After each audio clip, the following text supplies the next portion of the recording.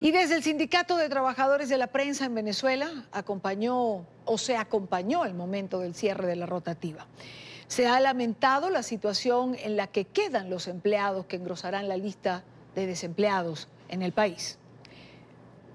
300 trabajadores del diario El Nacional que hoy, producto de una política discriminatoria, producto de un proyecto que no soporta la crítica ni la disidencia, ve amenazada su estabilidad. Para ustedes, trabajadores del diario El Nacional, nuestro compromiso de lucha y de acompañamiento en estos días que sabemos que son días difíciles. Muchos otros han quedado en el camino.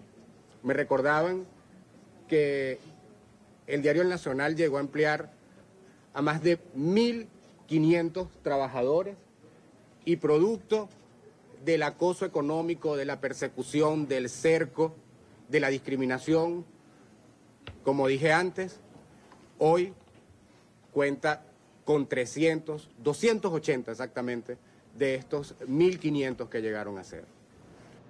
Y en esta parte del programa quiero darle la bienvenida a Daniel Desein. Él es vicepresidente regional de la Sociedad Interamericana de Prensa, la CIP, y presidente de la Comisión, vicepresidente de la Comisión de Libertad de Expresión. Daniel, bienvenido. Buena tarde para ti. Buenas tardes, ¿cómo están? Daniel, me gustaría que comentáramos el pronunciamiento de la CIP el día de hoy en relación a este momento, a esta circunstancia por la que está atravesando el diario El Nacional en Venezuela. Sí, se acaba de expresar hace minutos con declaraciones de la presidenta María Elvira Domínguez del país de Cali y de Roberto Roch, que es el presidente de la Comisión de Libertad de Prensa.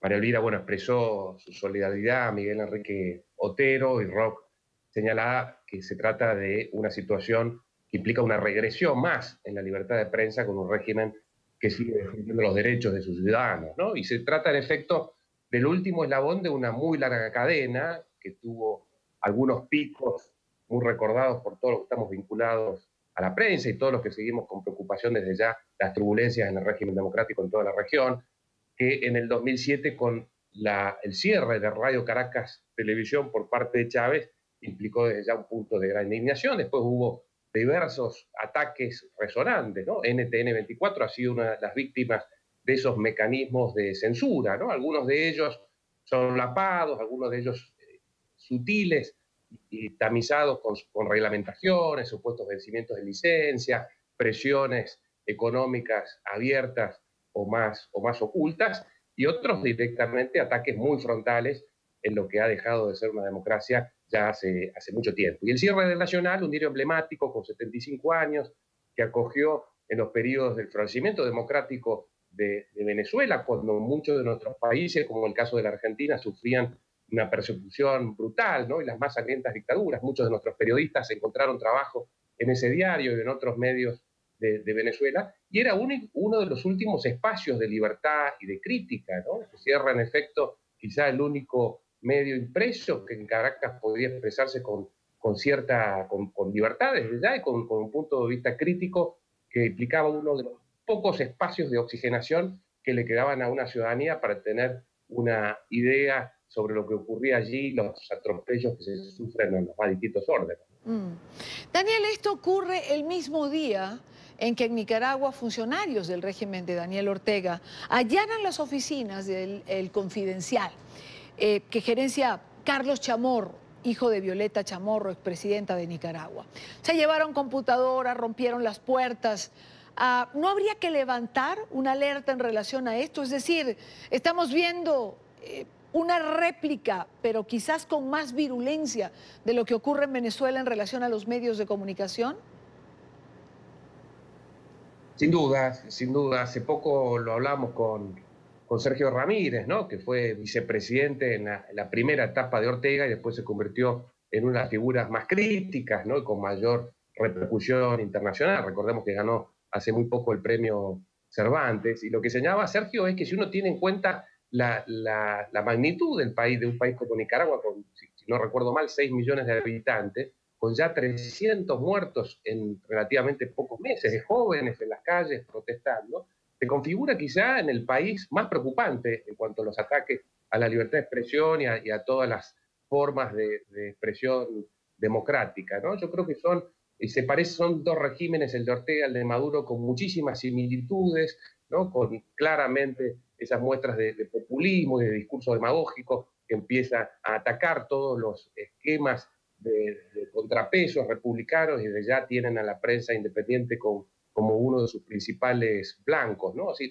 hay muchísimas similitudes y desde ya el tercer jugador que es la dictadura más extensa que tenemos en nuestra región, que es la de Cuba, ¿no? Son desde ya tres países que hay que seguir muy de cerca, pero en el caso de Nicaragua y en el caso de Venezuela, en estas últimas semanas, en estos últimos meses, se han producido una aceleración, ¿no? de este proceso de asfixia a todos los espacios que le quedaban para respirar todavía esos regímenes de opresión, ¿no? Entonces es un día verdaderamente de luto para la prensa, pero para toda la democracia que tiene que concitar la preocupación y la solidaridad de toda la región, ¿no? Desde los medios de comunicación, pero también de toda la ciudadanía que tenga alguna preocupación por los valores republicanos. En muchos de nuestros países, y acá incluyo la Argentina, ha pasado de ya en Venezuela, ha pasado en Ecuador, donde en este último caso hay algunos atisbos, ¿no? de amortiguación de lo que se vivió durante el régimen de Correa, y en la Argentina durante el kirchnerismo íbamos camino a eso. Entonces tenemos allí un espejo de lo que nos puede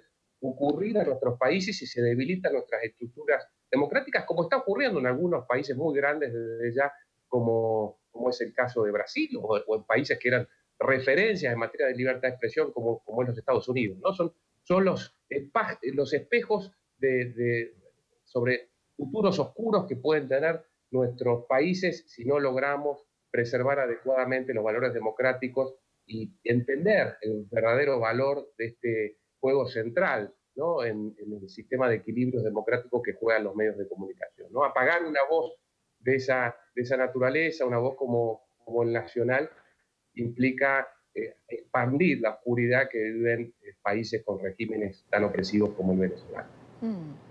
Quiero darle las gracias a Daniel Desein, de la Comisión de Libertad de Expresión de la Sociedad Interamericana de Prensa. Gracias, Daniel, por estar aquí. Muchas gracias a ustedes.